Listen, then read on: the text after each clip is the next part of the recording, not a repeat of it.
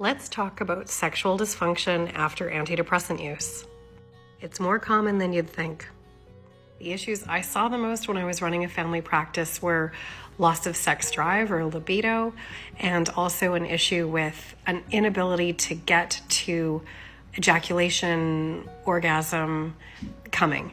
So that's male or female body parts.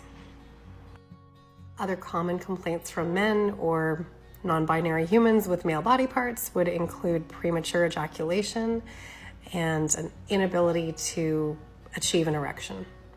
Women or people with female body parts often mention decreased lubrication and muted orgasms, like they just didn't feel the same. It's most common when you're using the antidepressants under the category SSRI, selective serotonin reuptake inhibitors, or SNRI, selective norepinephrine. And it's very uncommon when you're using the one called Wellbutrin, which can also be added to one of the other ones to mitigate the effect. This literature review shows some possible mechanisms, including the dopamine-serotonin interactions, downregulation of serotonin receptors, hormonal changes in central or peripheral nervous system, but we're still guessing. We're not 100% sure. And this article highlights that even after you've stopped the medication, some of this numbing effect and other sexual side effects can continue. We don't have great numbers on prevalence and rates at which it's happening because a lot of people don't self-report it. They don't tell their doctors about it. And also there's not a lot of great research that's been done on this condition. As this review shows, there is not a lot of very promising treatment if these symptoms are lingering after you've stopped the medication.